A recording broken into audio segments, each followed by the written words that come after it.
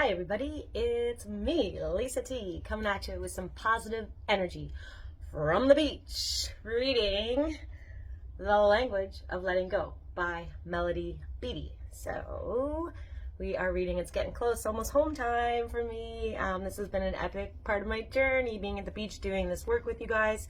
Thank you for watching along. Thank you for everyone who subscribes to my YouTube channel. Thank you for everyone who hits a like on my Facebook videos. You all encourage me to keep on going, and you make me feel not alone on this journey. So thank you for that. And now we are reading August 5th, Attitude Towards Money. I've had a scary attitude towards money. Money has caused me a lot of fear and anxiety. Of course, it leads back to like traumatic moments from childhood or from growing up.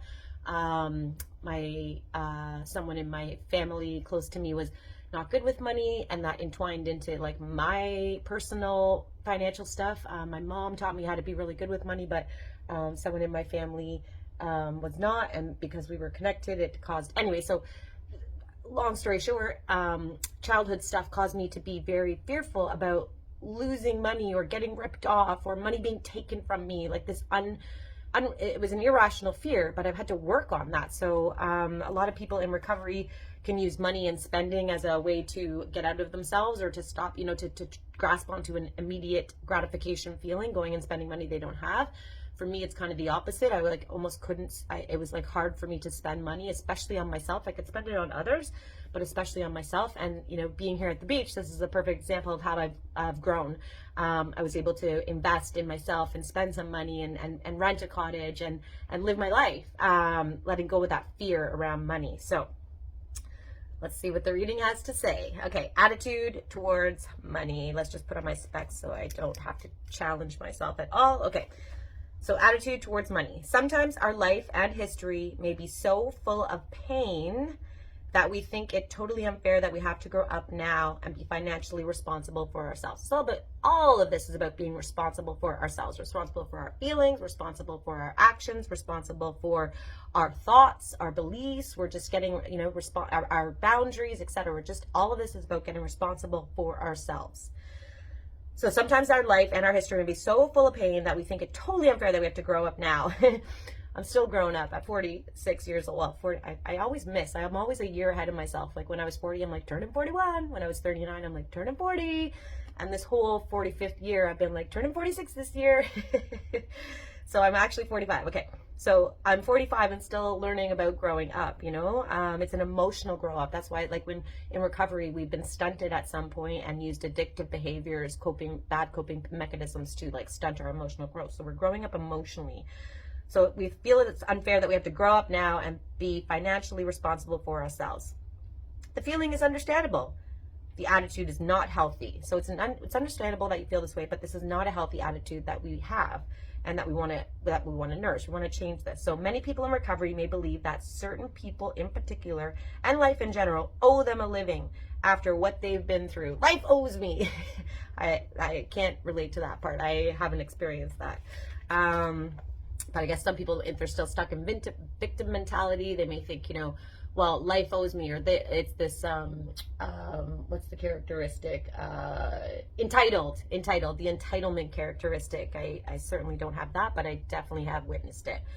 So to feel good about ourselves, to find the emotional peace, like I just said, emotional growing up. So to feel good about ourselves, to find the emotional peace and freedom we're seeking in recovery, we need healthy boundaries about money. We need healthy boundaries about relationships, about, about relationships, about money, about our life, our responsibilities, etc. So we need healthy boundaries about money.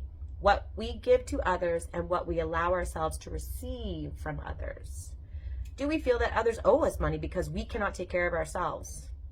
No, but I definitely have witnessed that in others. So do we feel that others owe us money because we cannot take care of ourselves?